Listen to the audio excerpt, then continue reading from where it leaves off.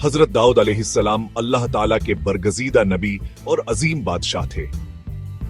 अल्लाह ने आपको नबुवत के साथ साथ हुकमत, ताकत और अदल अता फरमाया। आपका दिल हमेशा अल्लाह की याद में मशगूल रहता था और आपकी जुबान से निकलने वाला जिक्र सुनकर पहाड़ और परिंदे भी तस्बीह में शामिल हो जाते थे।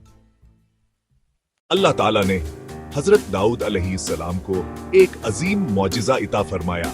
लोहा आपके हाथों में नरम हो जाता था, जैसे मोम नरम हो जाती है। आप इसी लोहे से जरहें बनाते और लोगों को दुश्मनों से महफूज रहने का सामान अता करते। हजरत दाऊद अलैहिस्सलाम अदल व इंसाफ की बेहतरीन मिसाल थे। जब भी कोई मुकदमा आपके सामने आता, आप पूरी तवज्जो, सब्र और इंसाफ के साथ फैसला फरमाते। आप कभी ताकत या बादशाहत के गरूर में मुब्तला न हुए, बल्कि हमेशा अल्लाह के हुजूर आजिजी इख्तियार की। आप रातों को कयाम करते, दिन में रोजा रखते और अल्लाह के हुजूर गरिहा व जारी करते थे।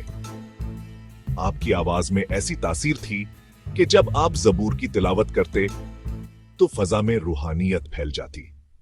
हजरत दाऊद अलैहिस्सलाम हमें ये दुर्स देते हैं कि ताकत के साथ आजिजी, बादशाहत के साथ इबादत और इल्म के साथ तकवा हो तो इंसान अल्लाह का महबूब बन जाता है। अल्लाह हमें भी हजरत दाऊद अलैहिस्सलाम के अदल, इबादत और तकवा पर चलने की तौफीक अता फरमाए। आमीन।